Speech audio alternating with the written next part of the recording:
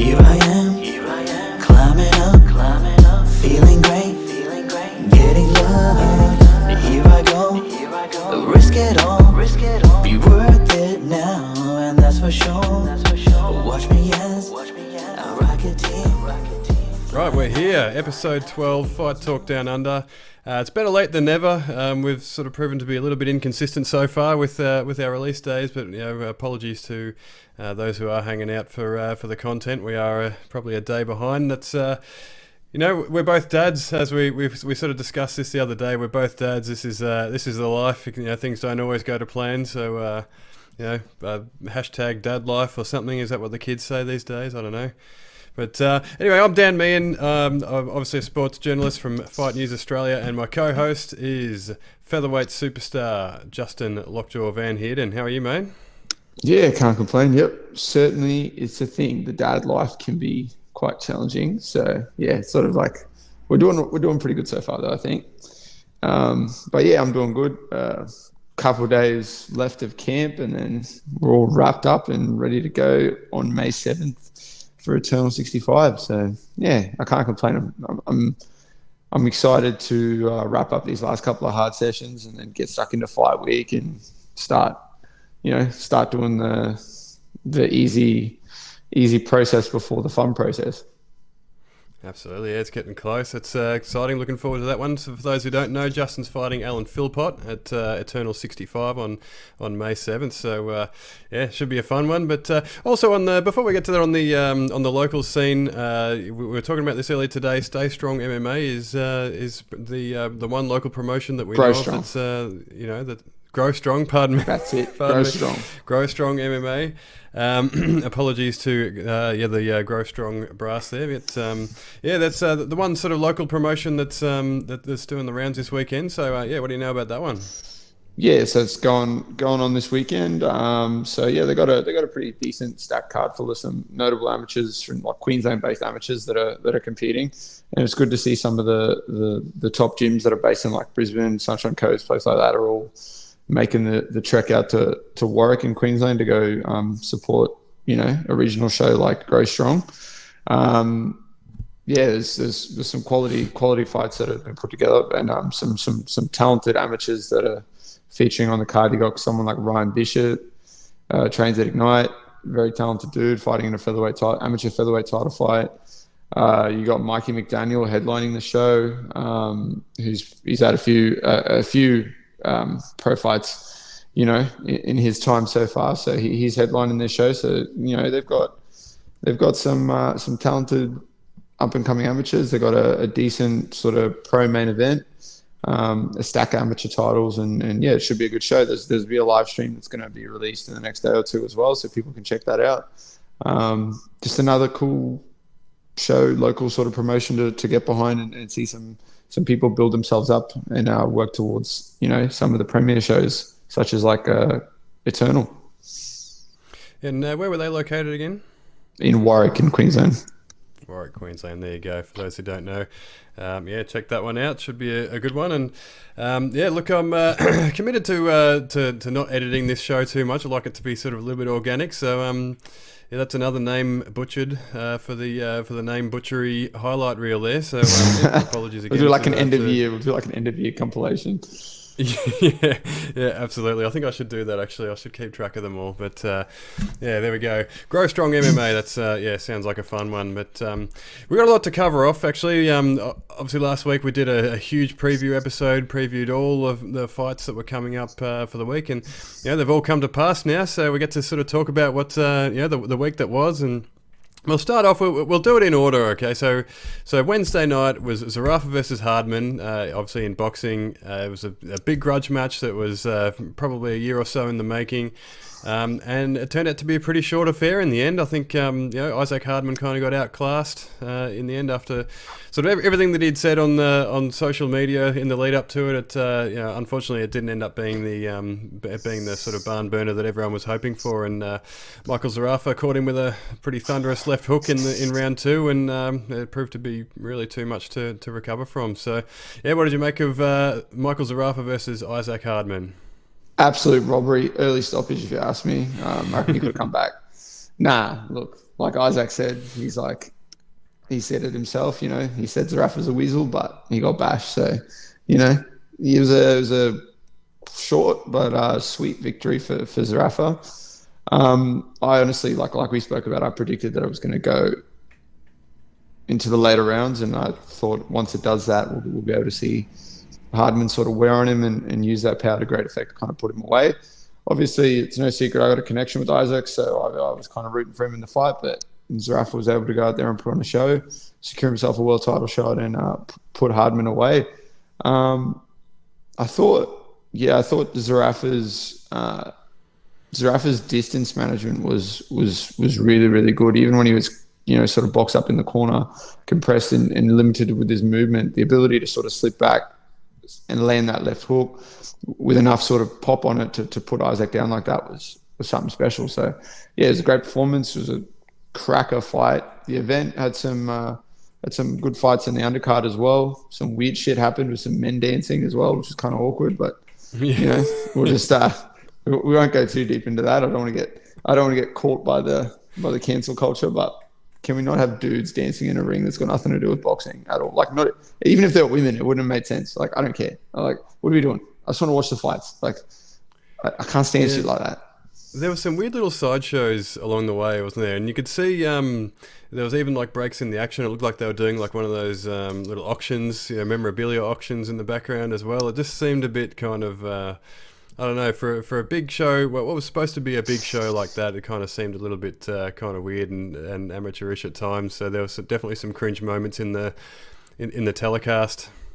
Yeah, well, it was confusing, but all in all, there were some good fights. Obviously, the main event, all being a short sort of stint for both guys in there, and but it was exciting and it was entertaining, and it kind of even though it was short and sweet, it kind of sealed all the build up and the hype in such a emphatic way. So you can't really complain about that if you're Zerafa. And for Hardman, it's going to be like a good stepping stone. Like, I actually messaged him.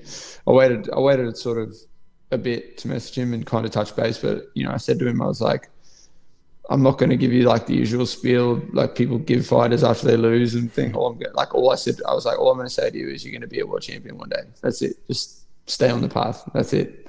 So he was obviously licking his wounds a little bit and a bit frustrated, but he's all class. He's all class after the fight. So you can't knock the guy. He's out here trying to put bums in seats, trying to sell these fights and trying to hype it up. And if you lose, obviously you're going to cop it a little bit. But the man was humble and kind of accepted it with all class. So what more can you ask for? Yeah, he sold the fight exceptionally well in the lead up, but obviously, he got beaten soundly in the end, and he took as you say, he took the loss really well, and I think, he sort of showed why, despite all the shit that he talked in the lead up to the fight, like why he's sort of endeared himself so much to the public, because he's kind of got. I can't even put my finger on it, but he's got some sort of integrity about him. He's a well-spoken guy, and he's a good sport as well. Like, I think he can sort of take it as well as dishing it out, and he took his loss really well. But going into the fight, he was an undefeated martial artist, really, right? I think he was 9-0 in MMA, right? He was 12-0 in boxing going into it. So it's obviously a bit of a shock to the system taking a loss like that, but. We saw in the fight that there was a real skill discrepancy between him and Zerafa. There was a real difference in class. So, it's obviously something that he can learn from. But how much better can he get? How does he go about sort of bridging the gap now between him and someone like Michael Zerafa and obviously the top echelon of boxing talent? I think he's gonna just have to go straight back into the gym and just work and grind out like he does every day anyway. And now you've got that pedestal that that those guys are on now, that you know what needs to be done to be able to match it with them. You've seen, like you said, there's a big discrepancy between the two of them, and he got outclassed, but now he knows where it's at, like that level, to sort of maintain that level. So he's like, okay, you can work towards that and go, okay, now that's where I need to be. What do I need to do? What do I need to change? So he can definitely do it. Obviously, you know, he lacks that amateur boxing experience that all these guys have built up. But I mean, I don't think that is going to stop you from being able to compete at the top level of the sport and fight some of these dudes. You just have to. It's just going to. Yeah, you probably are going to have to just try and relish in this loss that you've copped now. Relish in the fact that you're not undefeated, and then build up from there. And if you do that, then for sure you can reach those things, no doubt. I mean, eventually, like, obviously boxing's so big on the fact that you're undefeated and they try and build it up that way and all sort of shit like that. But, you know, eventually everyone loses. And I think I'm a big believer in the fact that, like, if, like, props to you if you can stay undefeated and you can just keep doing what you're doing, like, and you end up on some Khabib or Floyd Mayweather type shit and you just kind of like stop it there and you're still undefeated and you've never sort of had that happen. But I think at the end of the day, especially now for someone like Issac, like, it's still early days in this boxing career thing, and it's still early days for him too. I mean, he's a young guy.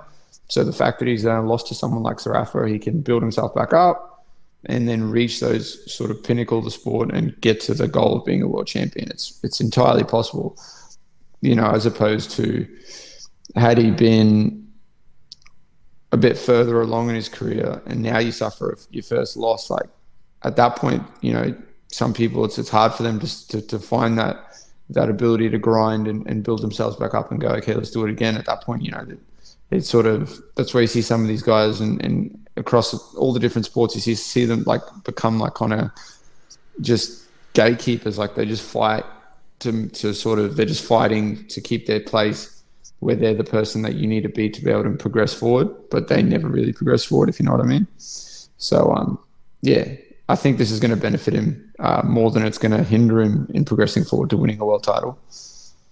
Absolutely, and they say you learn more from a loss than you do from a win, right? So it's obviously, you know, something that he can take with him, some of the things that he learnt in the ring there. But with the benefit of hindsight, you know, you look at Hardman, he's 25 years old. He was 12 fights into his career going into this fight. Obviously, there's an MMA background, but really, you know, without the amateur pedigree, he was 12 fights into his boxing journey. Was it a bridge too far for him to take on someone like Michael Zerafa, who's, you know, fought some big names like overseas? He's 30 and 4, you know, he's 34 fights into his career. He's 30 years old. He's obviously got some amateur pedigree as well. Was it too soon for Michael Zerafa? I know they were both ranked sort of, you know, relatively closely, but, you know, was it too soon? Was it a bridge too far? Nah, because I think even with hindsight of how the fight turned out, I think, you know, had Hardman sat him down like that, then we'd be sitting here going, fuck, well, what, you know, he's what a joke this is. This guy's ready for Golovkin or something like that. Like, well, you know, but like, I think, yeah, I don't think you could run that fight like 10 times and I don't think it's going to result the same way. I think that 100% the night obviously belongs to Zerafa, and he just showed why he is where he's at, and he's got the experience that he's got, and, you know, he's achieved what he's achieved so far up to this point in the sport. So, I mean, I don't think it was too soon for him to fight someone like Zerafa. I think so far they've done a good job of building him up just gradually, like we talked about. And then I think, yeah, this was the right time to fight someone like Zerafa and cash in on that. And it's going to, regardless of the result, it's going to be, looking back, I bet you anything one day, looking back, he's going to be thankful that it happened when it happened. And then, you know, it resulted in the success that he's going to find after this. Yeah, absolutely. And I guess, and we'll get to Zerafa in a minute, but for Hardman now, I guess it's back to the drawing board a little bit. Like, you know, how many fights do you reckon he needs to have to sort of, you know, does he go back and sort of build himself up with some journeymen, or do you reckon he can sort of, I guess, hang with some of the top domestic fighters again, or does he build it back up? Sort of, what is the path forward, you know, the path back to a matchup like Zerafa look like for Issac Hardman? I reckon he needs to have, like, the next three fights, he needs to just, yeah, maybe pick your opponents quite handedly. Do like get yourself a couple of tune-up fights, get the confidence back again, build yourself back up, and then start building towards fighting someone that's in the sort of upper end of the division. Again, you need to sort of do that. Which I guess is something even across all combat sports. That's something that people should try and do after a loss. But in boxing, that's certainly something that people do after a loss. They try and build them back up slowly and kind of do that again. In MMA, not really so much, and especially you look at like the top level of the sport, it's hard to do that. So in a sport like boxing, I think when you can do that and you have those opportunities available, you should for sure do that. So I feel like that's the move for him. Just build up gradually and get back there and improve and just become a better boxer. Absolutely. I think that's the point there. He's got to become a better boxer. Like, he sort of lacked the head movement a little bit. He lacked the ability to find the target on, someone like Zerafa who was moving. So he's obviously going to have to sort of level up skill-wise, and he's going to have to sort of work on some things in the gym. So those tune-up fights that, like you mentioned there, they're important. They're particularly in boxing when you're coming off a loss and you're sort of trying to implement some new skills. So I'm sure they'll build him back up, and we'll see him back there again. But for Zerafa's part, he looked. Again, he's a guy who's been there and done that. He's fought, Peter Quillen and Kell Brook and Jeff Horn, Anthony Mundine, all these big names, and he looks rejuvenated. It's like Issac Hardman sort of, lit a fire under him, and geez, he looked fired up after the fight. He got into Hardman's cornerman's face, and he was pumped up on the mic and everything. So sounds like they've breathed some new life into Michael Zerafa, and now he finds himself. With a shot at the IBF middleweight title, which has been vacated, or I don't know if it has, or whether it's soon to be vacated by Gennady Golovkin. Obviously, the opponent would be Esquiva Falcao of Brazil. Now he's got himself a world title opportunity, and he's got everything to fight for. So, what do you make of Michael Zerafa and sort of the way his pathway looks moving forward? Yeah, I think he's definitely motivated now and sort of refreshed after this fight with Hardman and the build up and everything surrounding it. So I feel like he's, if anything, now he seems like someone who could go out there, win this IBF title, and start stacking these things, these wins together, start stacking these stunning performances together, and start getting some of these big fights and fighting some of these sort of scary individuals that are in that division. I know for himself, I guess the plan moving forward is get this IBF belt and then line up a fight with Tim Tszyu. I think that's the plan. I think they're going to really try to push that, and he's got a better chance of lining up a fight with Tim Tszyu if he's got that IBF title than if he didn't, because obviously it's no secret he's wanted that fight for a while. He's been to a few of Timmy's fights, and he's like heckling him on the side when he's like walking out and shit and stuff like that. So it's I think that'll be a big fight for Australian boxing if they do something like that. If they throw together Zerafa and Tim Tszyu. They were obviously booked to fight each other as well. He was in Newcastle, I think it was supposed to be, and obviously got controversially pulled at the last minute. It depends who you ask as to how that all went down.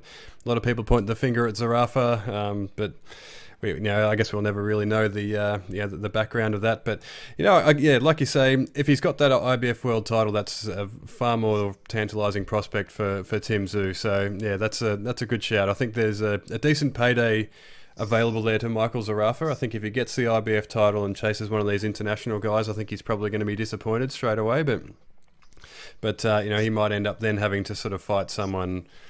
It's possibly not going to earn him that much money if he's going to fight sort of the number 15 ranked contender or something like that. So Tim Tszyu is probably the move while he's got the belt. Strike while the iron's hot. Yeah, 100%, and he can cash in, and then after that, you fight a few guys who are sort of ranked in the division but aren't overly dangerous matchups for you. Build yourself up a bit more, and then we start talking about a WBO belt. Several of those fights you start going after a few more of the titles and trying to follow in, I guess, Kambosos' try to get all of them. But certainly Zerafa's world right now in Australian boxing after a big win like that, and we're all just gonna be living in it for a while, I think. Absolutely, but yeah, like even if he, if he goes on and wins this title, like even if he doesn't hold it for very long, the paydays are still there at the end of your career. Like if you're a former world champion, it makes you a far more attractive prospect for fighters that are, even if it's a big name fighter that's trying to sort of get back on track. Like we saw that Daniel Gill towards the end of his career, he fought Miguel Cotto and Triple G. He got some paydays there at the end of the day, as at the end of his career there as a former world champion. So just having had that belt is it opens doors as well. So it's everything to fight for Michael Zerafa. That IBF title could really open up a lot of doors for him, and we don't really have any reason to doubt him after a performance like Wednesday night's. He looked fantastic, and we could see that the boxing skill is there, and as long as he's motivated and in shape, which he obviously was, then he's going to be a handful for anyone. Yeah, 100%. So now it's just going to be the same sort of thing. He's got to take the fact that he's rejuvenated and pumped up and hyped up now and just kind of directed in the right way, and we're going to see him just kind of keep pushing forward though. Absolutely, and in MMA circles last week, the very next day, we had Rob Wilkinson in action in the PFL. It was the opening round of the light heavyweight season against Brucey Soto, and he was successful. He looked fantastic. Round 2, 46 seconds into round 2, a TKO from a knee and punches. He controlled the first round in the end, landing 3 takedowns, and then he took Soto out early in the second round. Now, when we previewed this fight, I tried to list all of Soto's experience. His 9-fight win streak, and the fact that he'd sort of fought all over the world. I tried to sort of pump him up as a credible opponent, but Lockjaw basically took all that and threw it away. He said, and I quote, he said, "Rob is going to bash this dude," and that's pretty much how it played out. So yeah, well played to yourself, and what did you make of Rob Wilkinson's performance? Didn't the size difference come into play in that fight? He was stacked when he walked into that cage. I don't know. I kind of like just saw them when they were sort of, both in the cage. And I was just like, holy shit. Okay. If Rob gets a hold of this dude, he's just fucking going to bash him. And that's what he did. So yeah, great performance by Rob. Got the win. Got the finish, which is important, obviously, in PFL with their point system and all sort of stuff like that. So that's good to see. And it was good to see him there with his close friend Cris Drummond there with him, supporting him and stuff like that. So, now he's over there. I guess he's having a little bit of a break, traveling around and stuff like that. So, good on him. They went out there and put on a show. Rob performed really well, and just showed that he's a problem in this weight division, and that really he should never have been fighting at fucking middleweight. I don't know. Welterweight, yeah, even as low as that. What the fuck, man? He's just a monster at this weight. Yeah, as we discussed in episode 11, I did a little bit of a dive on Brucey Soto's record, and he's fought pretty much all of his career at welterweight. So I was shocked to see that he's fighting now at light heavyweight. And again, like we discussed last week, Rob Wilkinson looks like the Incredible Hulk at light heavyweight. He looks unreal. So it was definitely a factor in the fight, and he got the job done in the end. He banks 5 points, which puts him third in the standings. Obviously, the top 4 go through to the playoffs. So he's now third behind Omari Akhmedov, who got the full amount of points for a first round finish. He practically killed a guy there with that punch. I don't know if you saw that fight, but that was violent. And I don't know how many points you get for killing someone, but that's how many he would have gotten. And the reigning champ Antonio Carlos Jr. He finished his fight with a quick submission as well, so he got the full. I think it's 6 points they get. So we just wait and see what Rob Wilkinson's next challenge will be. But they only get 2 fights in the in the regular season, so it's important to get that finish in the first round of the season, and that's what he got. Yep. So hopefully he can maintain that, and then we'll be seeing him go through to fight for this $1 million prize, and take on the sort of. I guess it's not out of question that he would fight the defending champ in the final. I think that's how it would end up working out if I was to bet on it. I agree. I did look. Rob, I did bet on you to finish in the first round. You finished him in the second round. I'm not asking for much, but a dozen Krispy Kreme donuts, we can kind of work some stuff out.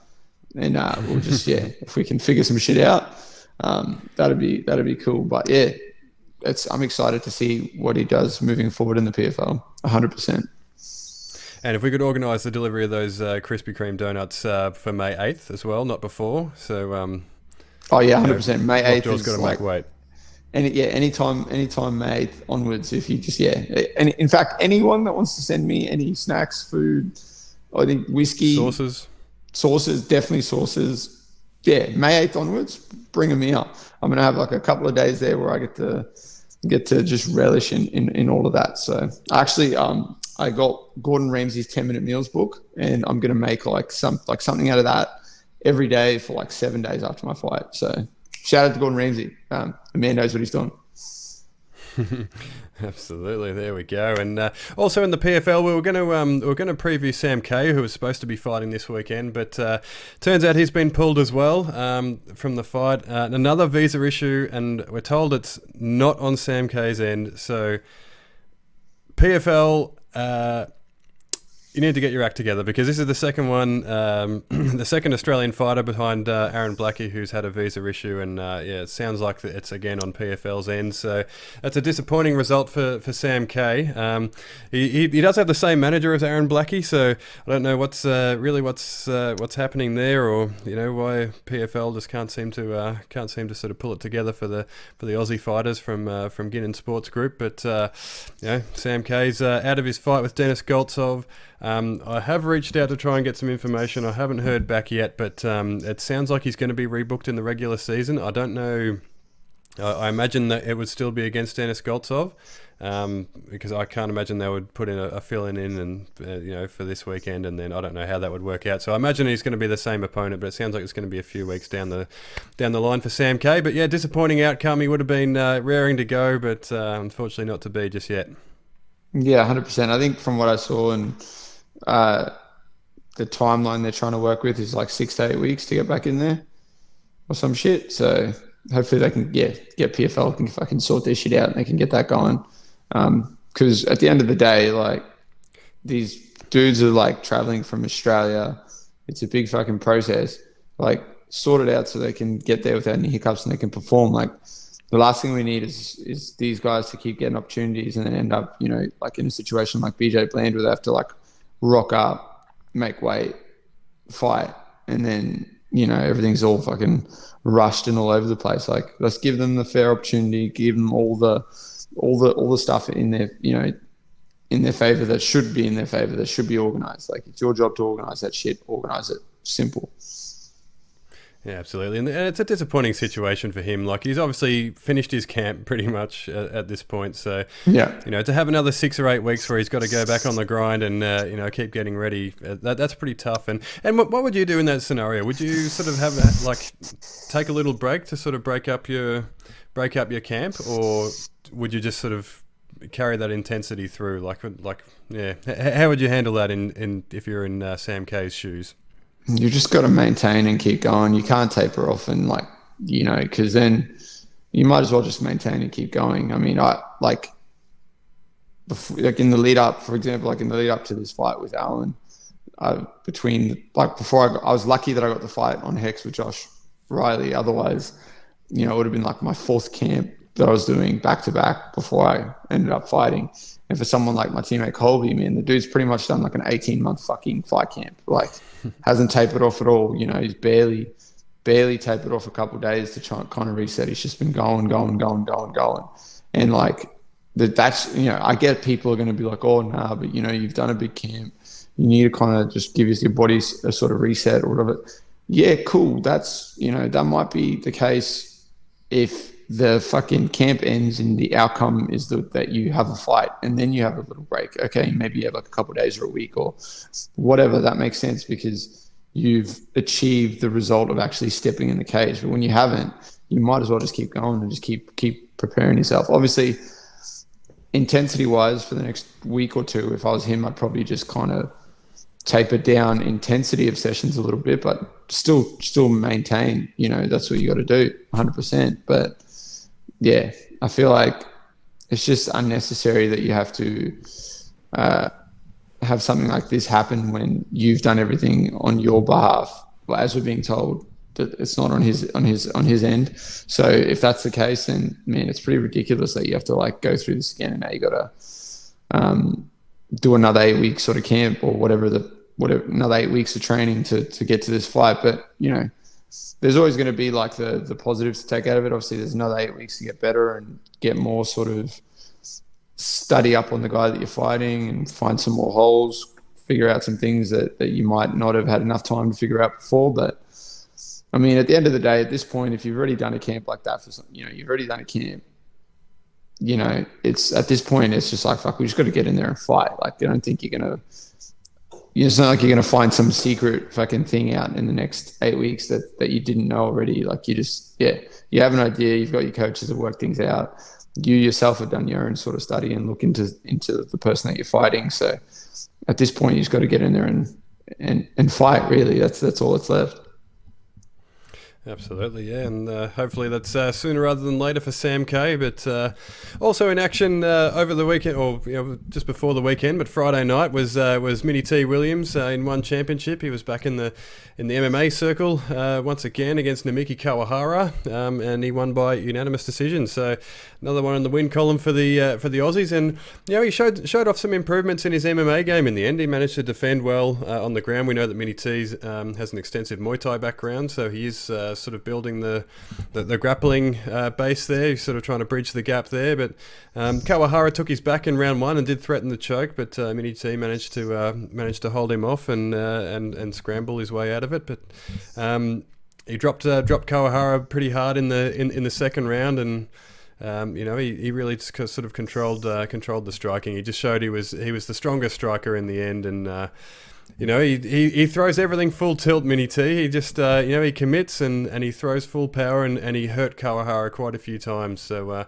it looked like a strong performance from Mini T and showed off some improvements. So, what did you make of it? Yeah, he definitely, like you said, he definitely showed improvements in the MMA side of things. Obviously, the striking, the dude's just going to go there and do what he does, like what he's experienced in. But, I mean, that's probably just a credit to the team at Scrappy, training under someone like Ben Vickers, training along someone like Rod Costa. I've got to imagine you're out there doing rounds and being on the mats with someone like Rod, whose grappling pedigree is of like a world-class level.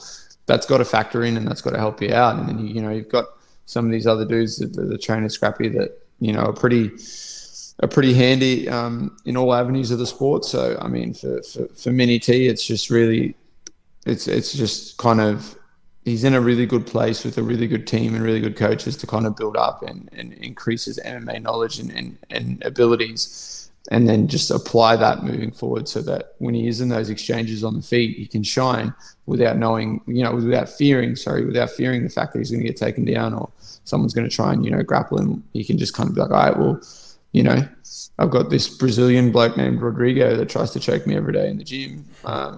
There's nothing you can do that I haven't seen yet. Absolutely, and like you say, that's huge for a striker, isn't it? For someone like we say, like Mini T, who likes to throw everything full tilt, then it's important to sort of not have any reservations, and for him to be able to do what he does. And he certainly seems to have that confidence. And he called for a ranked opponent after the fight. And he's put together a couple of big wins. Obviously beat Dejdam Rong in his last fight, and now he's beaten Kawahara, who's probably not as well credentialed as Dejdam Rong, but he's strung together a couple of wins, and he probably deserves the chance. But how do you reckon he would fare against Jared Brooks or Yosuke Saruta or Joshua Pacquiao or those sorts of sort of top five guys in one championship? That's definitely some of those matchups are definitely a step up, 100%. Like so. And they're really going to be the test to see if your MMA game as a whole is going to get tested. Even, as credentialed a striker as he is, even that's going to be tested, because some of those matchups moving forward, those guys are like, they're like well-rounded mixed martial artists. And when they have the ability to put it together so well, even when it comes to the striking exchanges, they're going to be able to find success and kind of give you a lot more to deal with as well, because you're going to be like, oh, this is another step up again, because like you said, he throws everything full tilt. He's trying to knock your teeth out and like put you into another dimension. But with guys like that, you got to be a bit more disciplined. Otherwise, you are going to get put on your back and you are going to be dealing with a lot of fucking problems. But he's definitely, he's shown that he's improved and he's continuing to improve and looks like he's doing the work. So I feel like he's got the potential to excel in his division. So I want to see him fight someone who's ranked and then start moving towards that belt. Yeah, it'll definitely put him to the test, but I think Mini T's only 28 years old, so in MMA terms, that's pretty young. So he's got plenty of time. There's no need to sort of, rush him into the title conversation just yet. But it would be an interesting test for him to see where he's at. That's for sure. 100%. Now, in the last of the good news stories for this week's episode, we had Tyson Pedro, who returned to the UFC for the first time in 3.5 years. It's the first time we've seen him since he lost to Shogun Rua in December 2018. And he took on Ike Villanueva, who, like we discussed last week, he's a guy who's probably lucky to be in the UFC, and obviously Tyson Pedro kind of outclassed him in the end. He stopped him in the first round, just at the very end of the first round, with a leg kick and punches, and he took a couple of minutes to get going, and the radar seemed a little bit off. There was a kick and a knee to the dick early on in the fight of Ike Villanueva, but he managed to sort of find his range and take him out with the leg kicks, which has been an Achilles heel for Ike Villanueva. So they obviously did their homework and got the job done. Yeah, I think I don't know. It was weird the fact that he got leg kicked, and then even after the first one or two, it just seemed like his body wasn't able to cope with them, and it's kind of weird. Like, don't get me wrong, leg kicks can be dangerous, like a hard sort of weapon to deal with, and you've seen with these guys get calf kicked and that nerve goes and the leg kind of gives out a bit. But yeah, it's weird to me that you're in a sport like MMA, you cop like one or two kicks. Like, don't get me wrong, Tyson Pedro kicks really fucking hard. Like, I've been kicked by him. The dude kicks hard. But how are you in a sport like MMA and like one leg kick and that's a wrap? Like, surely that's a problem. Like, are you sparring people in the gym, and is there like a rule that they're not allowed to kick you or some shit? Like, what is going on? Like, you're not being conditioned to this? Are you not? Yeah. It just seems really weird to me that it was like one or two kicks in and he was already pretty well, like his leg was already pretty well done and jacked up. But obviously, Pedro put on a show, coming out, got the first round finish. I had him picked for a second round submission. I thought for sure he's going to do what he did in the first round, kind of pick him apart from range, listen to Eugene, and just kind of use all those sort of things they were working on while they were building up in camp. And then, maybe in the second round, after the leg was a bit jacked up, look to take him down and then submit him. I didn't think that was like outside of the realm of possibility, but I'm stoked for him that he got the first round finish and came back in such a big way after such a long time away from the sport. And especially kind of the way he did it, landing that last leg kick and then Olmec dropping, and then he just cracked him up against the fence and just put him out. It was just, It was a great performance from Tyson, and it's even better that he was able to just get back in there and do what we were so used to seeing him do before the Shogun fight, obviously, and before the injuries and all that sort of stuff. And we got to remember this guy's beaten some dudes that have, in the time he's been away, have gone to put on some crazy performances, and he just destroyed them. So. It's exciting times for him, and hopefully now he can build the momentum, get that 3 years back, and kind of just put himself towards the upper end of the division. Absolutely, and we know that the opponent this time around, that the UFC has given him a bit of a layup, right? Ike Villanueva's probably not UFC caliber really, but he looked sharp in there, Tyson Pedro, and it looks like he's gotten out of the fight unscathed. So that's that's important really, given sort of where he's come from. So I guess if you're Tyson Pedro, are you looking to make up for lost time? Are you looking to sort of get back into the cage in short order, or what's the next step for Tyson Pedro? Yeah, if I was him, I'd want to get back in as soon as possible. And where we are date-wise, I think, there's potential that they could chuck him on a card with Tai Tuivasa. I think that'll be a good move. Obviously they've got they're very close with one another, and I feel like a card with the two of them together again would be a smart move in the UFC's part, on their part. So if I was him, I imagine he's pretty keen to get back in there straight away and rack up some fights because obviously he's away for so long.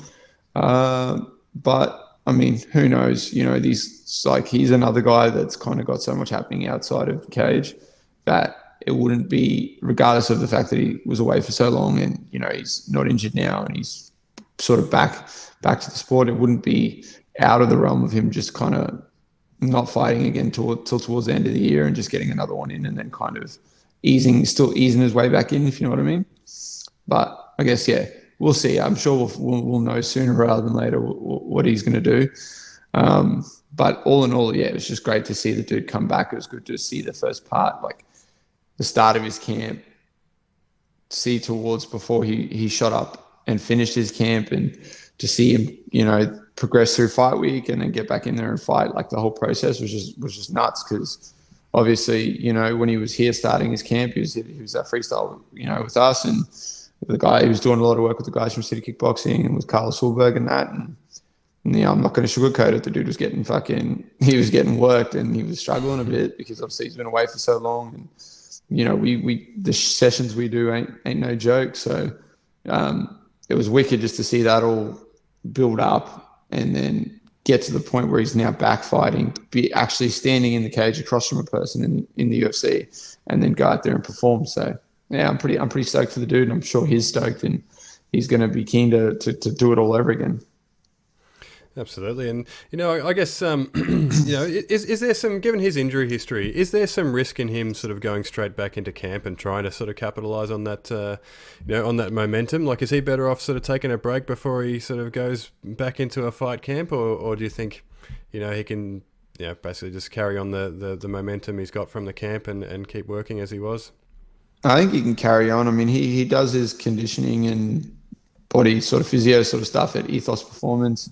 And you know they know what the fuck they're doing. You know I'm sure they've built up the muscles around where, you know, the injury affected knee, and built everything up, and just as a whole, you know, done the fine tuning to sort of make his body stronger and sort of build it back together. So I feel like, yeah, if he'll maintain that moving forward, and it's going to sort of limit that.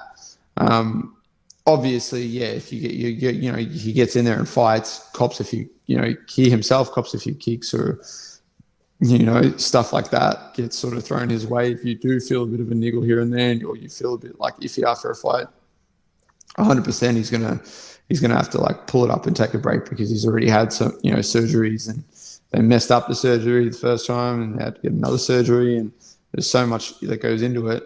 You know, the last thing he needs, you know, what if you're standing across from someone like Khalil Roundtree and you get fucking knee stomped and your knee blows out again? Like, you don't need that. So I feel like moving forward, the guys, it's not going to be out of the realm for his style to change like it has. Obviously, prior to his injury and being away, he was like, come forward full steam, try land the big shots. If it was a bit of a slugfest, he'd shoot in, take him down, use his grappling and kind of look for those submissions. Obviously against Shogun, didn't really work out too much.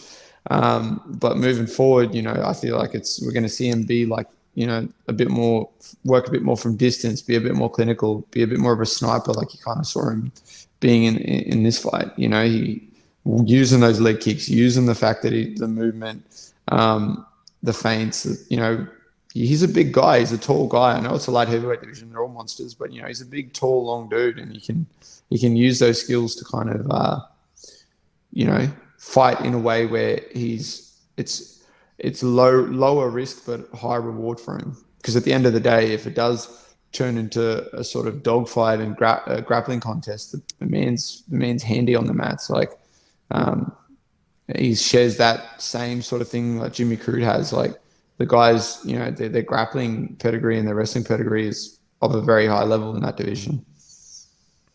Definitely, and yeah, so yeah, it was well done to Tyson Pedro. It was good to see him back in the ring and looking healthy and looking sharp after such a long layoff. But yeah, that brings to an end the good news portion of the show.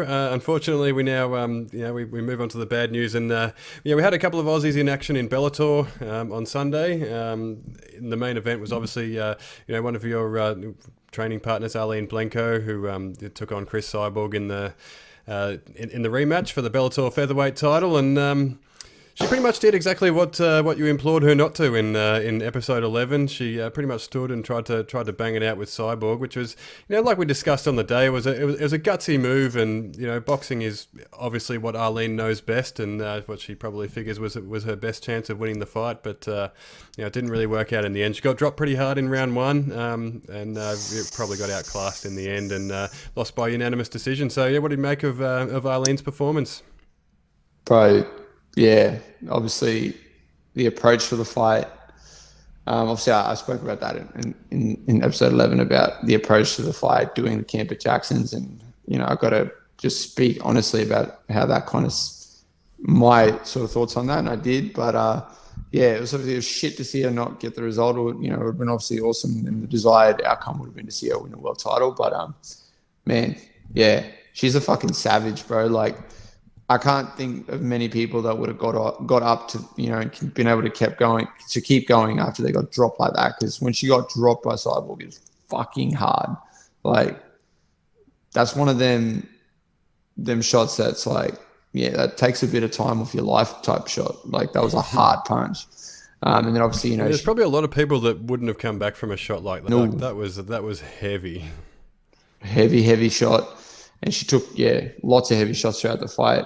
Obviously, she landed some shots. We kind of spoke about that. She was more than willing to jump into the fire and take some damage to land some shots. But fuck me, bro. Like, the end of that fight, to stand in front of someone like Cyborg at the end of the fight, point to the ground and go, let's just bang it out.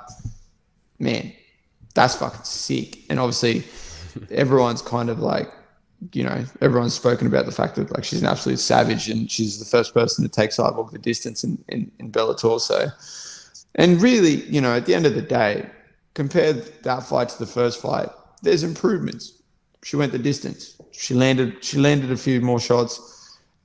She did mix in some things that were sort of working for her, but at the end of the day, I think the factor of fighting someone like Cyborg, getting buzzed by her, and then it's kind of I like to sort of refer to it as like the Mark Hunt effect, where Mark Hunt fought a lot of dudes who, on paper, should have, like, they're just better martial artists, they're better athletes, they're more disciplined athletes, and he hit them with them punches, a couple of little big punches, hard shots, and shit just kind of fizzled out for these dudes, and everything kind of faded away. So I feel like Cyborg has a similar effect. I'm not saying that she's not talented, or the people she's fighting should be like are way more talented. That's not what I mean. I just mean the fact that she's got that kind of power that hits when she hits you,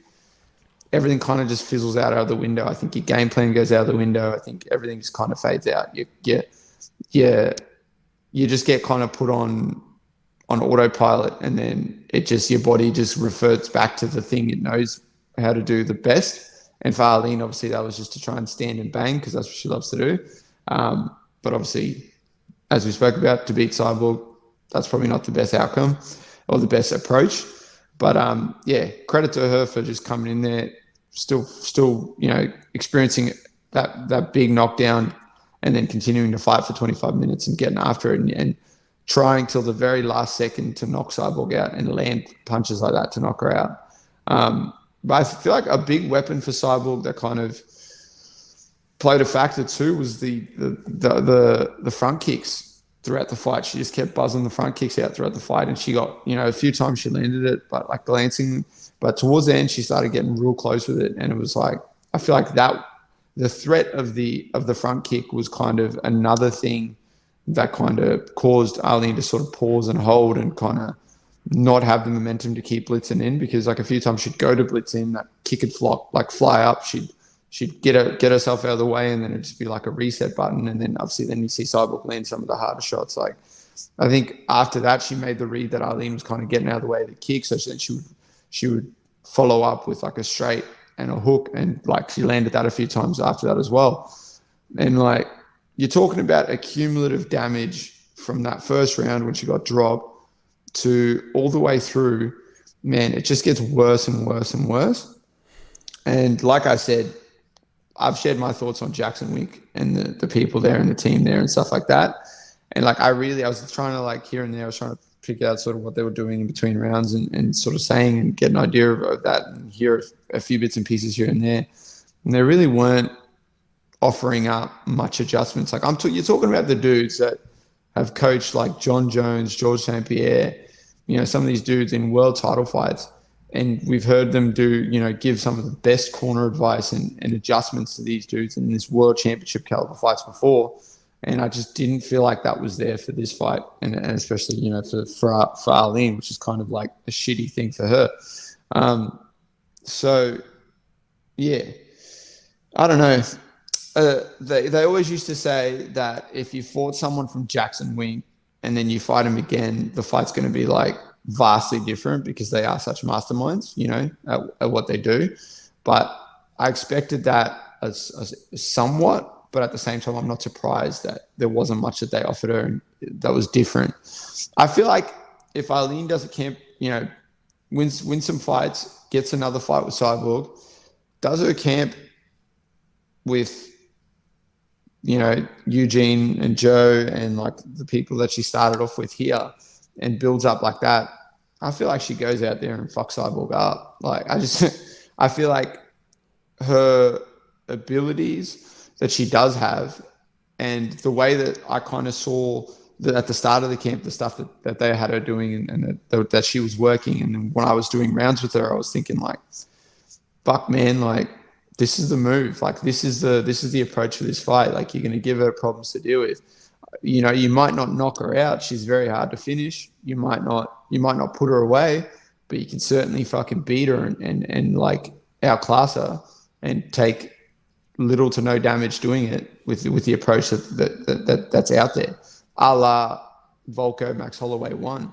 Like obviously didn't finish him, but completely outclassed him, outstruck him, took like little to no damage and, absolutely jacked up Max's leg. Like there's the similar sort of approach for Arlene for Cyborg. And you're going to see the fight again, no doubt. I mean, I saw something that Arlene put up where she was talking about, like, if she can't get the belt and no one else can, she can make sure none of these other girls get past her to get a title shot. So, she racks up a few more wins, gets another fight with Cyborg. I feel like there's some adjustments that need to be made. There's some camp adjustments that need to be made, but you can certainly come back, fight Cyborg again and beat her, like no doubt. Arlene's not small and she hits very hard and, she's shown she can take it. She can take what Cyborg, dishes out and still be there pointing to the ground saying, let's go, let's keep going. So obviously it's shit. The result didn't pan out, but I feel like she can get there. We just got to make some changes, make some adjustments, and she's got access to the best people in the world to help her do that. Absolutely, yeah. She was all hard in the end, wasn't she? But I guess at 39 years old now, like you say, she's 0-2 against Cyborg. But in that Bellator featherweight division, there's it's not exactly a deep division. So I think, like you alluded to there, you're only a few fights away from really just sort of being back in contention. Like she's probably undeniable again for a third fight, even though she's 0-2 with Cyborg. She's probably undeniable if she goes and wins another 3 fights. Who else is there? If she goes and beats the next best contenders there, then she does get another chance. But at 39 years old, do you think there's still enough time for her? Like we know that she had some success, like you said, and she showed some improvements from the first Cyborg fight, but. She's 39. She'll be sort of, let's say she's 40, 41 next time she fights Cyborg. Is I guess how do you think that age factors into it? Do you think there's still enough time for her to sort of make the improvements and get back around to Cyborg? 100%, bro. Look at the Glover Teixeira fight. Look at what Glover did to Young. If Glover can do that shit, anyone can do that shit. I mean, obviously, I'm not trying to say that Arlene and Glover are the exact same type of fighter. They're obviously not. They have different skill sets and stuff like that. And, he's obviously fights at a different weight division and all that sort of shit. But, I feel like it's never too late. If if Glover can do that shit at like 42, 43, I feel like we can see some people win some championship belts at a sort of later point in their career.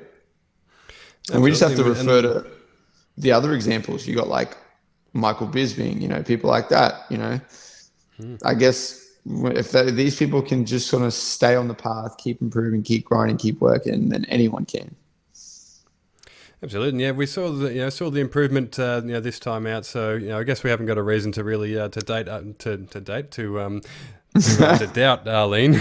Also, don't have a reason to date Arlene, but so I guess she still can improve. She's shown she's still got the willingness to improve and the hunger to fight. But Glover Teixeira, he's just given hope to aging fighters all over the world, hasn't he? Like I think it's all it takes is someone like him to go and win a world title, and suddenly every older fighter is going to be sort of wanting to either come back from retirement or make another run at the title. It sort of it gives hope to aging fighters out there. So good on Glover Teixeira, but he's the 1% of the 1%. For every one Glover Teixeira, there's tens and hundreds of aging fighters that try and roll the dice one more time and fall flat. So hopefully, 100%. But I don't think Arlene's going to be one of those. She's looking the good still. And she's also one of those people that's like one of the nicest people in MMA. So. We gotta always pump her up when we get the opportunity. She's one of those people that you kind of just want to see do well.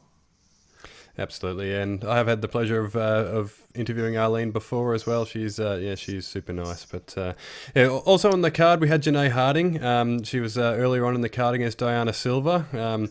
She's lost the fight by unanimous decision, so she's come up short there. She started well. She looked like she was moving well.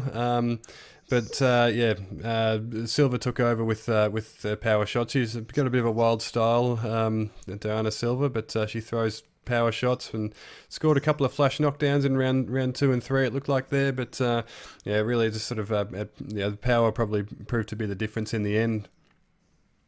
Yeah, I'm just kind of like, I don't know. I feel like the way it sort of started, and then obviously with the way it kind of went as it progressed on, I felt like there was too many times where Janay got hit with some shots where it was like you kind of saw there was too much of a deer in headlights type vibe, where it's just this, and like you said that the girl she fought has got such a wild sort of approach to the sport and to the way that she fights. It's kind of like it's almost like that is one of those fights where you kind of just have to bite down on the mouth guard and just kind of meet fire with fire. That if ever there was one, but it obviously the outcome for Janay to be able to do that and achieve the victory didn't quite happen. But that's she's someone else who's still got plenty of time on her side and can sort of just keep improving and keep building. So who knows? I'm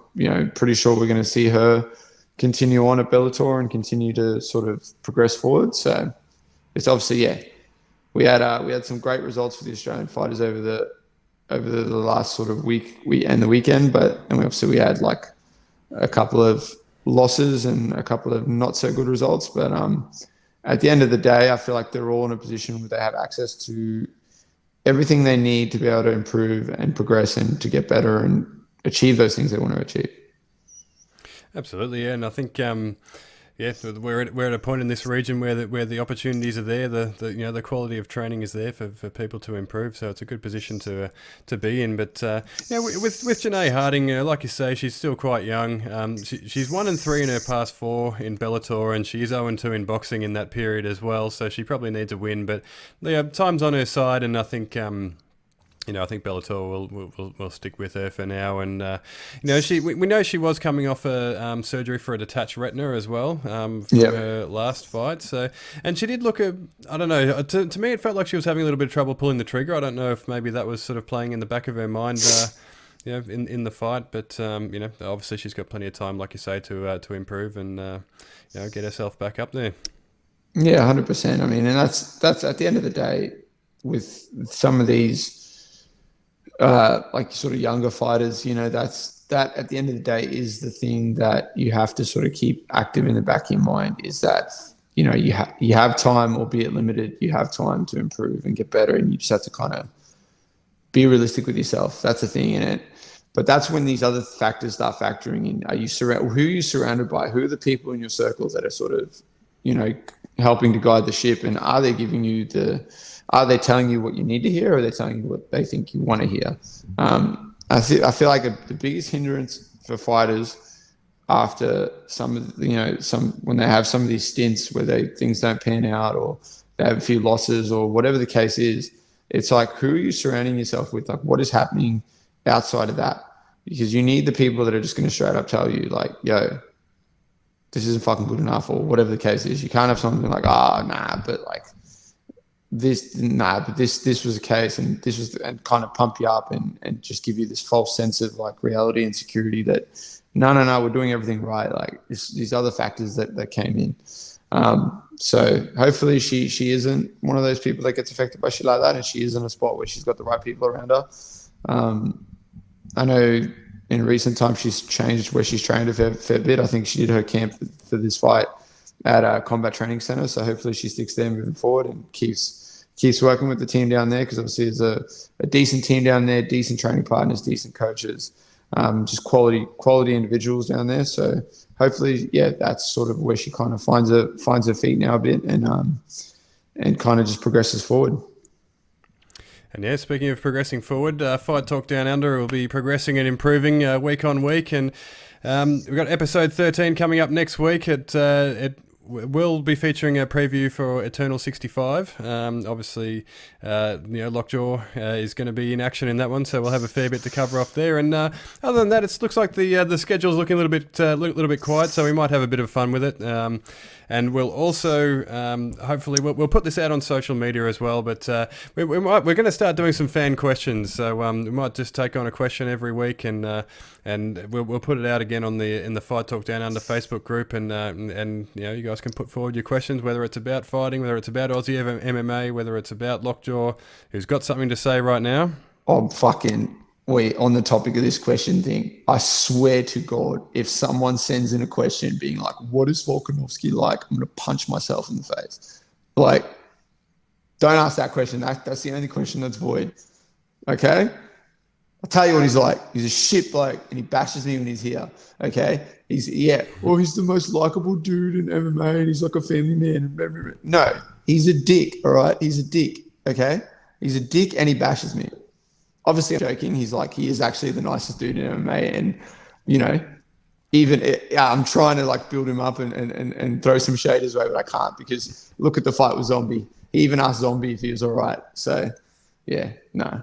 But bring your questions our way, build them up, send us what you want to know, send us what you want us to sort of answer, whether that's about fights, about certain fighters, about stuff that we got going on. I don't know. It just adds another cool dynamic to this thing that we love to do so much already, and that we're in the double digits for now. We're in the double digits with episodes. Pretty soon we're going to be in the triple digits, and pretty soon we're going to be getting Spotify deals and driving Teslas and having lunches with Elon, and you people are going to be like, man, we knew that we were going to make it. We knew that this was going to be as big as it is. Absolutely, that's the path, and we're starting a bit of fan interaction there. I think it's it should be a bit of fun. So send us through your questions if you're listening, and don't forget to like and subscribe. YouTube, Spotify, Google Podcasts, Podbean, Fight News Australia. We'll see you all next week in episode 13. I gotta watch it. You never know what might stop you. Here I am.